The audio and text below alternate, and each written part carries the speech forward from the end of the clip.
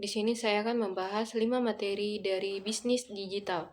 Yang pertama, kelompok 1, konsep teori ekonomi dan bisnis digital. Bisnis digital merupakan aktivitas ekonomi yang seluruh prosesnya, mulai dari produksi, distribusi, hingga pemasaran mengandalkan teknologi digital. Jadi, bisnis digital bukan hanya menjual produk secara online, tetapi juga menciptakan sistem yang terhubung dengan teknologi agar lebih efisien dan cepat. Contohnya, dapat kita lihat pada Tokopedia, Shopee, Bukalapak, Gojek, dan OVO. Semua platform tersebut telah mengubah cara masyarakat bertransaksi dari yang dulunya tatap muka menjadi serba daring. Dalam teori ekonomi digital, terdapat 3 konsep utama. Yang pertama ada disruptive innovation, yaitu inovasi yang mengubah cara kerja lama menjadi lebih sederhana dan efektif. Yang kedua ada creative destruction, yaitu proses di mana inovasi baru menggantikan sistem lama, misalnya dari toko fisik ke marketplace online. Yang ketiga, sustaining innovation, yaitu inovasi yang berkelanjutan untuk meningkatkan produk atau layanan agar tetap relevan dengan kebutuhan pasar. Ketiga teori ini menjadi pondasi utama bagi perkembangan ekonomi digital di dunia saat ini. Selanjutnya kita masuk pada materi kedua, yaitu inovasi dan kewirausahaan dalam bisnis digital. Inovasi dan kewirausahaan adalah dua hal yang tidak bisa dipisahkan. Inovasi berarti menciptakan hal baru yang memberikan nilai tambah, sedangkan kewirausahaan adalah kemampuan untuk memanfaatkan peluang, berani mengambil risiko, dan menciptakan manfaat ekonomi.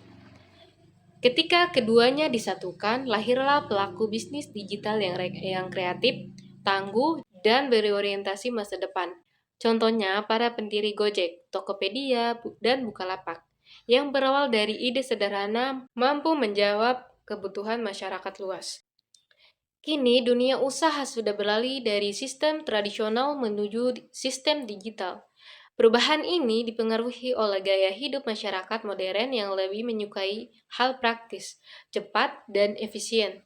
Oleh karena itu, pelaku bisnis masa kini harus selalu berinovasi, berpikir kreatif, dan beradaptasi dengan perkembangan teknologi. Selanjutnya, materi ketiga, lingkungan bisnis digital.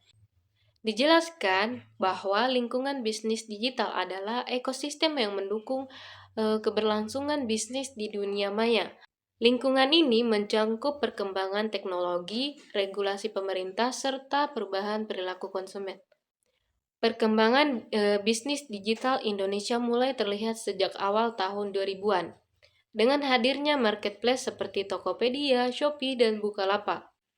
Teknologi seperti big data, artificial intelligence, dan cloud computing telah membuat bisnis menjadi lebih efisien, cepat, dan terukur. Namun, semua kemajuan ini tentu perlu diimbangi dengan aturan hukum yang kuat.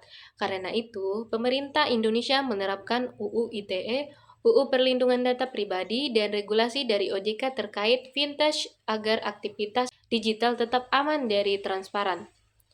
Tantangan yang dihadapi pun cukup kompleks, mulai dari ancaman keamanan siber, ketimpangan akses internet di daerah, hingga persaingan yang sangat ketat.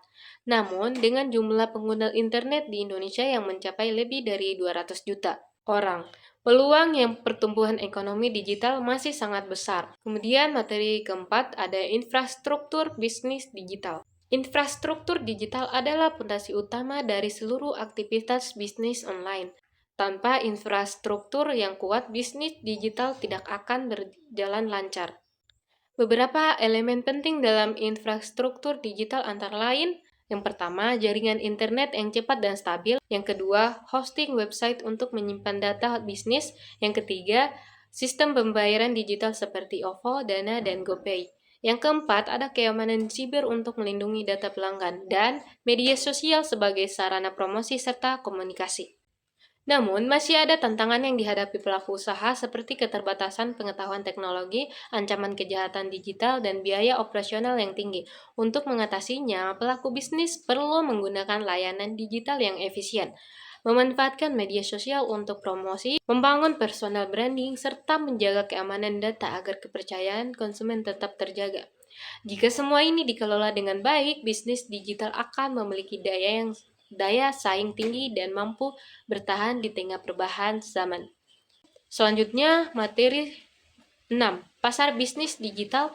Pasar bisnis digital adalah wadah bagi pelaku usaha untuk melakukan transaksi, promosi, dan kerjasama secara online tanpa batas ruang dan waktu. Perkembangan pasar digital dipengaruhi oleh globalisasi dan kemajuan teknologi informasi. Konsumen kini lebih memilih belanja online karena lebih cepat, hemat biaya, dan praktis. Namun, kondisi ini juga menimbulkan dampak negatif bagi pasar tradisional yang mulai kehilangan pembeli. Untuk mengatasi hal itu, pemerintah berupaya memberikan dukungan kepada UMKM dan pedagang tradisional melalui pelatihan digital, bantuan modal, serta program kredit usaha rakyat atau KUR. Tujuannya agar mereka bisa ikut bersaing di dunia digital. Selain itu, pasar digital juga sangat bergantung pada online partnership, yaitu kerjasama antar perusahaan untuk memperluas promosi dan meningkatkan penjualan. Contohnya seperti affiliate marketing, online sponsorship, SEO branding, dan agregator sites. Teknologi seperti big data, cloud computing, dan media sosial juga berperan besar dalam mempercepat transaksi, meningkatkan efisiensi, dan memperluas pasar hingga ke tingkat global. Namun, untuk bertahan dalam pasar yang sangat kompetitif, pelaku usaha harus menerapkan strategi diferensiasi, inovasi produk, manajemen risiko, serta praktik bisnis berkelanjutan agar tetap unggul dan dipercaya konsumen. Demikianlah presentasi saya. Terima kasih atas perhatian Ibu dosen dan teman-teman semua. Semoga materi ini bermanfaat dan dapat menambah wawasan kita tentang dunia bisnis digital yang terus berkembang. Wassalamualaikum warahmatullahi wabarakatuh.